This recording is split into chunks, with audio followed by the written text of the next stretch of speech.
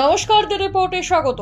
বারাসতের কাজীপাড়ায় হাড়হিম করা অপ্রাপ্ত বয়স্কর মৃত্যুর ঘটনার তদন্তে নেমে প্রায় 12 দিনের মাথায় অভিযুক্তকে সঙ্গে নিয়ে ঘটনাস্থলে গিয়ে খুনের পুনর্নির্মাণ করল পুলিশ।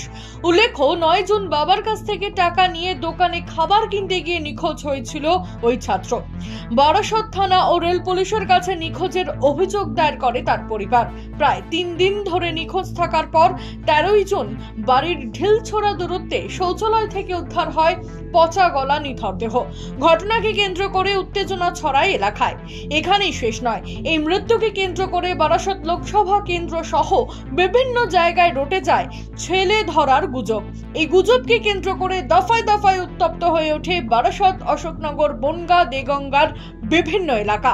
এহেন পরিস্থিতির মাঝেই তদন্তে আসে সাফল্য। এই ঘটনায় গ্রেপ্তার হন মৃতের নিজের জ্যাঠা। বারাসত থানার পুলিশের ম্যারাথন জেরার মুখে পড়ে অবশেষে খুনের কথা স্বীকার করে নেয় সে। 9 জুন কিভাবে সে এত বড় নৃশংস ঘটনা ঘটিয়েছিল তারই পুনর্নির্মাণ হলো এদিন।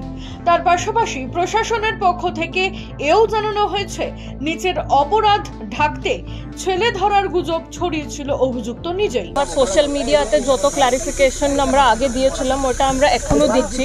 আর যে পোস্টগুলো আমরা পাচ্ছি, এখনো আমার টিম আছে যে থরোলি ব্রাউজ করছে কি যদি কোথাও মানে পোস্টগুলো রয়েছে তো we are trying to contact them, we are trying to tell them. আমার যে একটা লিফলেট আমরা করিয়েছিলাম ওইটাও আমরা ওয়াইড সার্কুলেট করছি। আমার মাইকিং এখনো কন্টিনিউ আছে। সবাই থানা আন্ডারে মর্নিং ইভিনিং ইম্পর্টেন্ট টাইম থেকে আমার মাইকিংটা এখনো চালু আছে, ওইটাও আমরা করছি। এছাড়াও we are actually being contacted by many fact finding teams. অনেক ফ্যাক্ট ফাইন্ডিং টিমস আছে যারা অ্যাপ্রোচ করছে, আমরা ওনাকেও ডিটেলসটা বলে দিচ্ছি যত ম্যাক্সিমাম হয়ে পাবলিক থেকে এই কথাটা পৌঁছে যায় কি এটা পুরো গুজব আছে আর এটা এখান থেকেই অরিজিনেট হয়েছে। And this is for a personal reason that he started. উনার নিজের একটা ক্রাইমকে লুকানোর জন্য, ওইটাকে কনসিল করার জন্য, কারোর উপরে ওটাকে ডিফ্লেক্ট করার জন্য ওই এটাকে স্টার্ট করেছে এবং এটাকে খুব বেশি মানে লোককে প্রথমে উত্তেজিত করে দিয়েছে, তারপরে এটা সোশ্যাল মিডিয়াতে সার্কুলেট।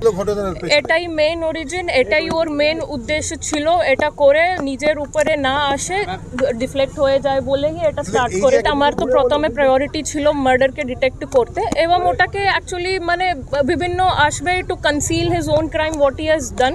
তো কনসিলমেন্টের সেকশন অলরেডি লাগানো হয়েছে। আর যেটা করেছে এটাকে নিয়ে অনেক উইটনেসগুলোও আছে। So that also we will take, because উনি যখন মসজিদে গিয়ে অ্যানাউন্স করলেন আর এটা ঝুট গুজবটা ছড়ালেন, ওইটাকে নিয়ে অনেক লোকাল লাইটস যারা আছে উনি উইটনেস আছে।